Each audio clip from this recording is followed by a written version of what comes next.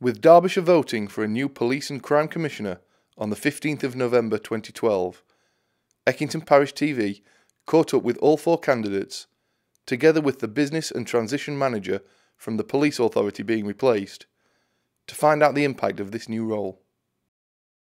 My name is Phil Harper. I'm the Business and Transition Manager for the Police and Crime Commissioner, currently employed by the Police Authority of Derbyshire. And I've been asked just to explain a little bit around the new Police and Crime Commissioner. It came in through a new Act of Parliament, and on the 15th of November, every person resident in Derbyshire who is over 18 is eligible to vote for this single person who will then come in and look at the strategic direction of the force for policing. Now that may sound a little bit highfalutin, but that is what that individual is going to do. They're going to replace a police authority. There are currently 70 members of that police authority, and the government have clearly felt that it's not too sure what they've been doing or who they are, and have not been directly elected for that role. That's perhaps a little bit unkind. We have had 9 years of falling crime in Derbyshire, and they were asked to provide an efficient and effective police service for Derbyshire, which I think on their watch they have probably done. However, we are where we are. We've got an election coming up, and the new person, voted in by the people of Derbyshire, will be empowered to hire and fire the Chief Constable, which is you know, a little bit emotive. I can't see them doing it on day one, and why would they with such performance that we've had. But nevertheless, that is one of the headline grabbing figures. But more importantly, they'll be needing the help of the Derbyshire voters to help them set priorities, understand the needs locally, and then take them in consultation with the Chief Constable and put them into a policing plan.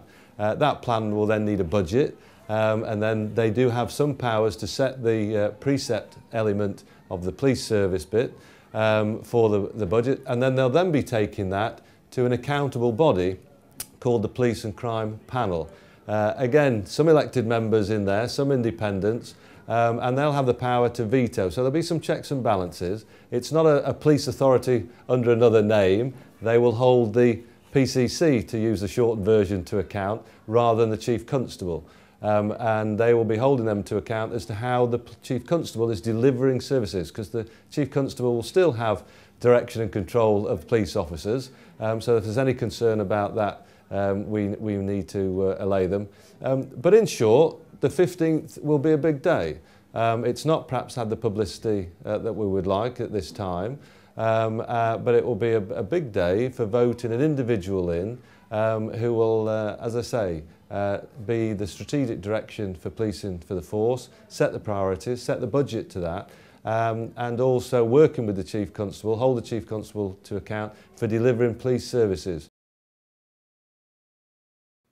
What policies are you fighting your campaign on? What I'm doing is I'm combining a mixture of policing skills and business and commercial skills, which formulate what I'm fighting this election on. What I'm using is 19 years experience as a volunteer cop in London, moved up to Derbyshire 7 years ago with my family, still continue to commute to London on a regular basis every single weekend in some instances in order to police. Up to inspector level, led a huge team of 15 to 20 officers dealing with nighttime economy and prostitution issues. And I'm putting that together with my business and commercial skills to say that what we can do is we can do things with efficiency, we can do things with how we utilise our police service, and what we can also do is have a look at really making some holes in antisocial behaviour, domestic violence. Those are the main issues, but of course out of that there are spreading some other issues that we need to really concentrate on. So one of the key issues is making sure that our safer neighbourhood teams are really enhanced. Well, my policies are all about reducing crime, making the police force more effective and efficient, and making sure that people feel safer wherever they live across our county. Obviously, antisocial behaviour sits at the top of the tree as far as people's concerns. I want to make sure in particular that young people are given a voice in this process, working through the youth councils. And I also want to make sure that we engage and work with our partners as best we can. Like I say, antisocial behaviour. Child exploitation is another big issue. We've got some fantastic groups here in Derbyshire that already do an incredible amount of work on child exploitation, Safe and Sound being one of them. And that partnership working is an integral part of what we must do moving forward. Rural crime's a big issue as well. I want to make sure that rural crime's given the same credence as urban issues, and make sure that we look at the same resources. And of course, we have a lot of motorcycles visit our county on a weekend, and we've got to reduce the fatalities and seriously injured, and that's going to also be a priority in my manifesto. I'm standing on a ticket of getting more bobbies on the beat, and that's the main focus of my ticket. And the reason I'm doing that is we've done a 1,000 citizen survey across Derbyshire, and it's quite clear that the vast majority of people, 80% in fact, want to see more bobbies on the beat. I'm also going to be standing on a ticket of getting tough with crime and saying no to privatisation. Well, already the government have cut 20% from Derbyshire policing budgets, and that's having an impact now on policing in the county. Places like Kilmarsh, where the inquiry office is closed now, people haven't got access to that facility. That's a direct impact on those cuts. I'll be fighting very strongly against any further cuts that the government tried to introduce. Secondly, the major point for me is not to privatise police support services. The government are pressing very hard PCC candidates to privatise services and bring in companies like G4S. And we all know what a mess they made of the Olympic Games. Only this week in the press, they've been criticised very heavily for the way they're managing and working at a deportation centre down at Gatwick. It's just not right. I think policing should be public, it should be accountable to the public, and that's what it will be through the Police and Crime Commissioner. Also, if there are efficiencies to be made by a private company, why would I want to put those into the pockets of private shareholders? I would want to make those efficiencies and reinvest those back into policing in this county to improve the policing that we have. What are the benefits of one person replacing the Derbyshire Police Authority? Well, the benefits of having one person is that everybody in the county at the end of this exercise should know who that person is. At the moment, the police authority is made up of 17 members. Nobody knows quite what they do. A lot of people don't even know who they are. And I think by bringing this new level of accountability to the process will give people confidence in the way in which the police force is held to account here in Derbyshire.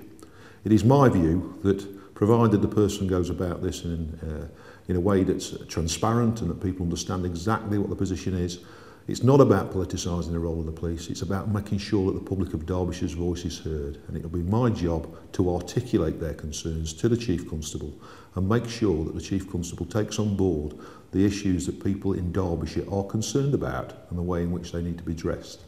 Obviously, we need to take into account our national issues as far as child exploitation is concerned, cybercrime, people trafficking, terrorism. There's all the national issues we need to take into account as well, but it is my job to articulate the local issues.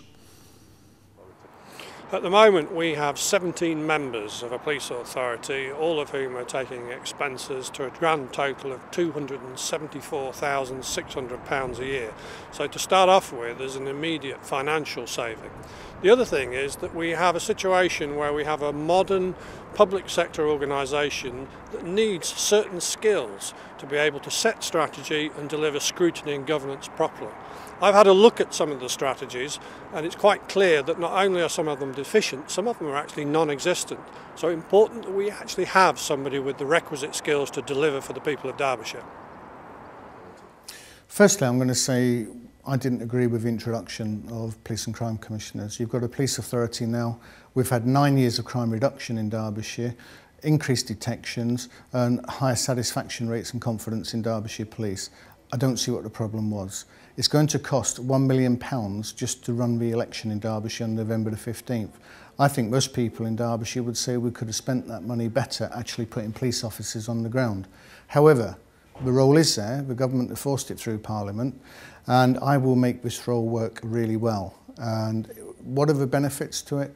I think there'll be far more quicker, more decisive decision making where it doesn't have to wait for a police authority meeting.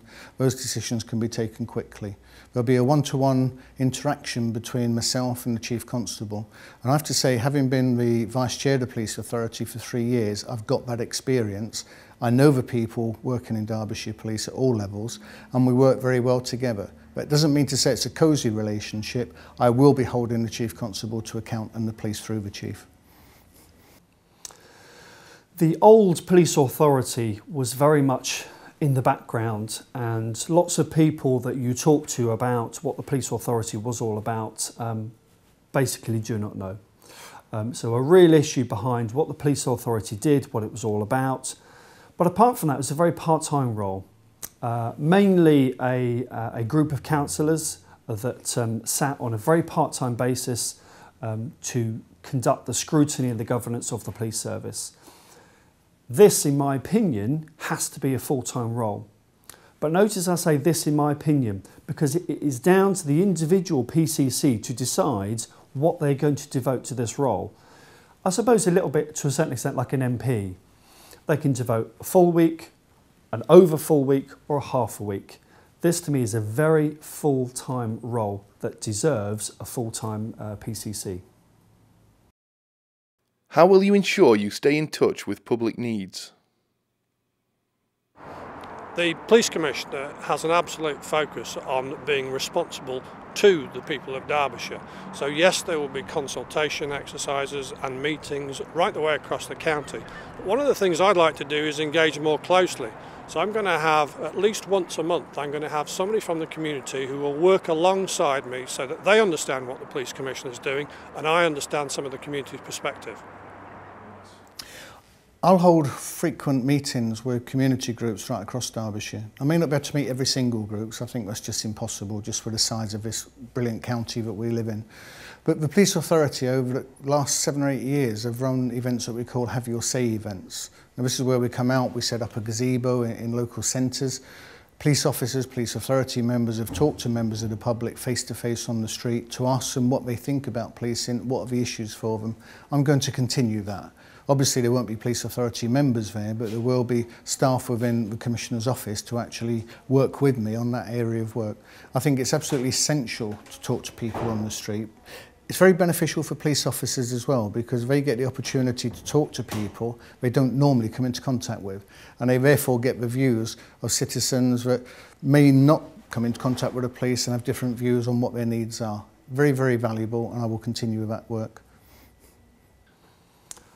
I would ensure that I keep in touch with public needs by, apart from a framework of discussing on a formalised basis of at least 2 meetings in 2 locations in each local authority area, that I think has to be done when it comes towards the end of year and the start of year budget time.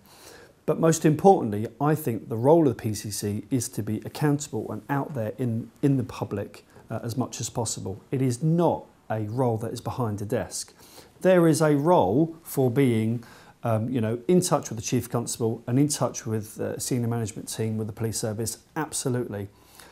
But because the overarching role of the PCC encompasses community safety, that's a new part of the role. That means you need to get out and see how you are spending public money, what works, what doesn't work, what initiatives are we getting together to make sure we prevent crime, and where we haven't prevented crime, we can make sure that we can carefully care for the victims and the witnesses and make sure the offenders don't re-offend. Well, the integral part of this job is making sure we understand the views of the residents and the public here in our county. And that's going to be a huge challenge for whoever gets this role. 4,000 voluntary organisations, 4,000 across the county, 800 in the city. All the local working partnerships have got to be involved in this process. So it's my job to develop a framework of engagement with all those organisations and encourage those organisations to come together on one agenda. That's going to be the real challenge for them. As far as I'm concerned, we'll be setting up a website, we'll have a telephone number available for people to use, and we will develop a framework where people can engage through social media activity and obviously through all the tools that we have available to us as people who are representing the police force. I hope that we get it right. It's going to be a challenge on day one, but the main thing is the public will know where they can go to have their voice heard, and if it's me, I will make sure that that's facilitated. What accountable targets could the public use to monitor the PCC success? There's an issue with targets. If you set targets for any organisation, the organisation then tries to deliver those targets in any way that we can do that. That doesn't mean to say there's an increase in performance. What I want to see is continual improvement of performance year on year. Now that won't happen in every area of work with the police. I mean, policing is an exceptionally complex business, as everyone will understand.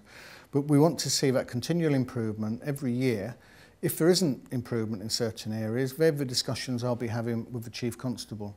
I think then for the public, for me to be accountable to them, they will be saying after 3.5 years, in May 2016, which is the next election for PCCs, how has this guy performed? And what I want to see is an improvement from now up until then.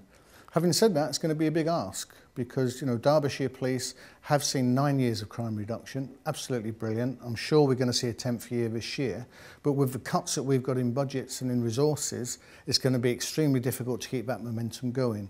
But there's a brilliant team working for Derbyshire Police, not just police officers, it's all the support services as well. They do a great job, and I'm sure that we'll manage to do that. The public will be looking for they'll be having a look at crime statistics, they'll be having a look at individual crimes, and they'll be having a look at those areas where crime matters to them in their local community. And that's the very tangible accountability that people will be looking at. There are the sort of the intangibles as well. No matter whether crime in the immediate locality would have gone down, but it's how safe people actually feel. That's slightly bit more intangible.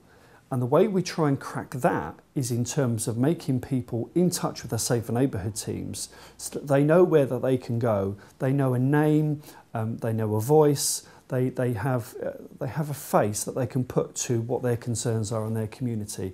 That's the intangibles that I think will work just as much as whether crime is slightly up, slightly down in their immediate locality.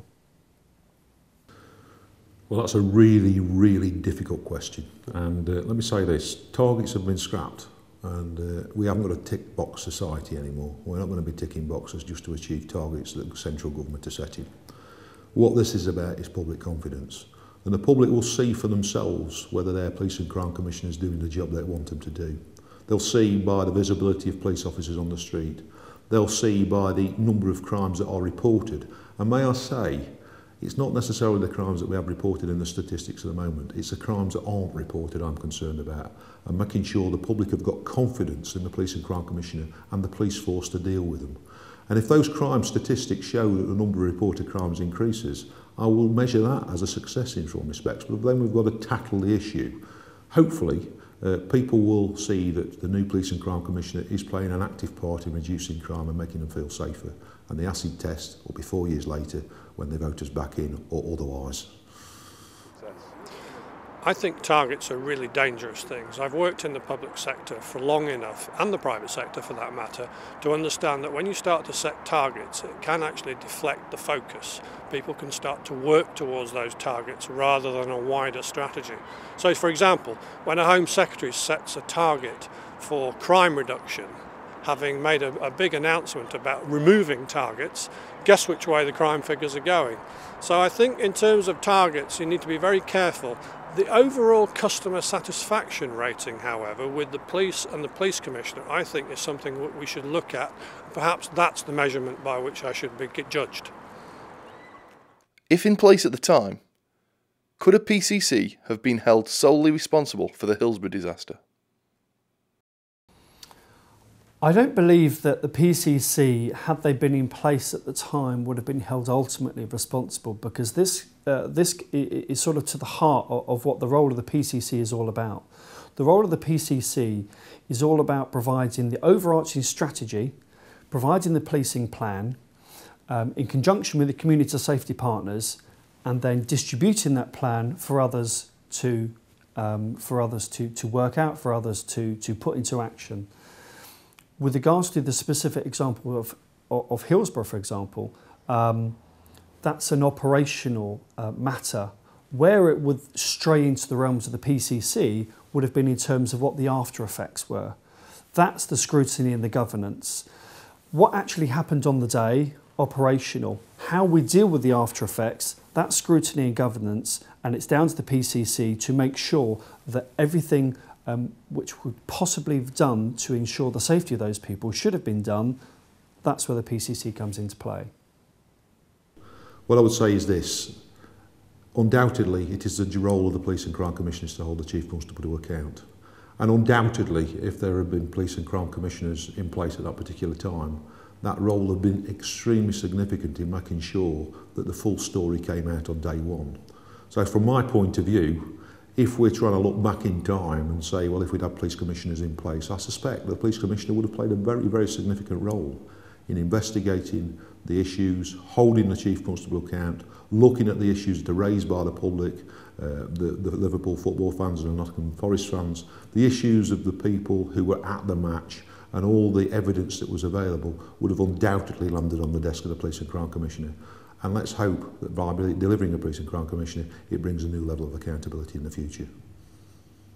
I think you need to be really careful with something like Hillsborough. I think there is a definite split between operational responsibility for police matters and the responsibility of what was then a police authority and what will be a Police and Crime Commissioner in terms of scrutiny and governance. So where there are issues about operational police matters, then the police need to be held to account.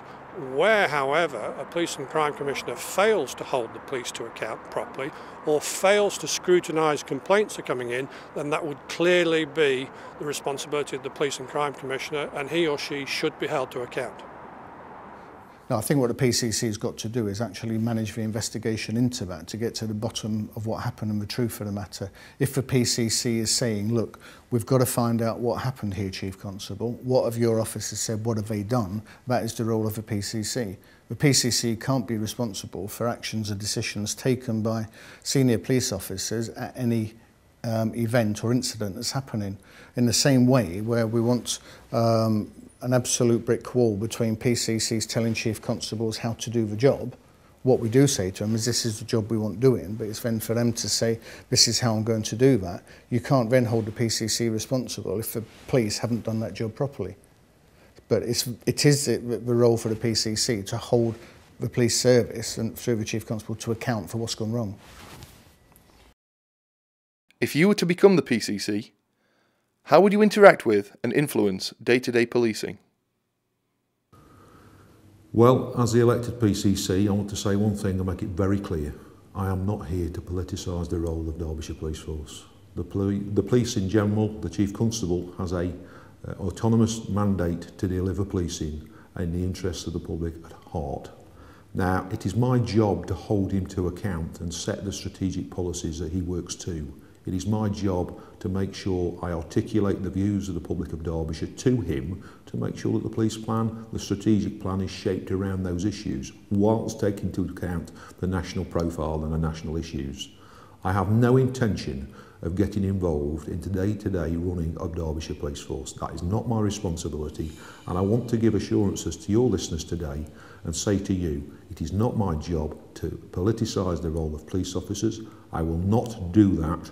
And it is my role to make sure that the Chief Constable delivers the service on behalf of the public that we'd all expect to see. Operational police matters are clearly for the Chief Constable to deal with. I will have responsibility for delivering scrutiny and governance over strategy. I have experience of dealing with over 600 organisations across the world, 14 national governments, working up to ministerial level, so I understand how to set strategy and how to deliver scrutiny and governance over it. It's absolutely essential that we have somebody in this role who has the skills, the modern business skills that are actually required to make a difference, because what I want to do is take efficiencies, particularly out of force headquarters, and return them to frontline officers and deliver more bobbies on the beat.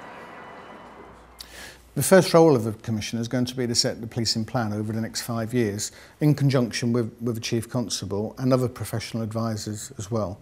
Now that plan will reflect the priorities for the Commissioner, specifically like community policing. Yes, I will maintain that. Put in resources into the areas of most need, where, you know, at Derby City Centre, Chesterfield Town Centre, need more police officers on a Friday and Saturday night than, say, Bakewell or Ashbourne, and we're absolutely clear on that. So that's influencing day-to-day policing and where resources go. How do I then keep track on that is through regular and frequent meetings with senior police officers, specifically the Chief Constable, but all senior areas, service area managers as well, just to see how their area of work is reflected on that policing plan. So I'm then monitoring to make sure that the Chief Constable through his officers is actually delivering the policing plan that I've been elected to deliver for the people of Derbyshire. The role of the PCC is to produce the policing plan in conjunction with community safety partners, and it provides the strategy for basically 12 months worth of focus and delivery for the people of Derbyshire. The scrutiny and governance that comes within that is not necessarily on a day-to-day dipping in and dipping out how the police are operating on a day-to-day basis and reacting to day-to-day scenarios, because what you're then doing is encroaching on the operational independence of the police service, and that has to be paramount. There is an oath which every PCC has to swear an oath of, which looks at impartiality, and that sort of creates that distance between day-to-day and overall strategy. What public turnout to the elections would you be happy with? And would a low turnout affect the role's public perception? I don't think anybody's got much of an idea what the turnout's going to be. This is a new election. Whether you agree with it or not, it's going to take place and people will have the opportunity to vote for their preferred candidate. So whether or not we get 30% or 18% I think is immaterial. At the end of the day it will be down to the people who vote, and they're the people who will count. In terms of moving forward, if it's 18% or 30%, I'm quite happy that I know what job needs to be done within the constabulary and I'll just get on and do it. Well, there's a question. Public turnout. I can sit and complain as much as I like about the way in which this whole process has been run. But all it will do for me is just serve as a great big distraction for what is a very important role that is inevitable. I don't feel there's going to be a high turnout, but I can say that on the back of the last few elections, local, by-election, etc., general election in 2010, the level of turnout is going to be low and may be lower if you listen to certain critics. I think everyone needs to accept that. As far as I'm concerned, my job is to make sure that I want people to get out and vote. If I don't win this election, that's fine, but I want the person that does win to have the biggest mandate possible to do the best for Derbyshire. Well, I mean, I hope for a good a turnout as possible, and it has been challenging working over 11 parliamentary constituencies. It's been challenging for all the candidates. Well, I want to see as many people get involved in this election, and anybody who cares about the police force and the way in which the services are delivered, I encourage them to go out and use their democratic road. It's extremely important. It's an issue that everybody's concerned about. I'm not going to give you a figure. That will be inappropriate. What I would say to you is this. At the moment, we have an appointed police authority. For the first time ever, the Police and Crime Commissioner will have a democratic mandate, whatever that figure may be, and we will be elected by the public of Derbyshire to deliver the service that they want to see.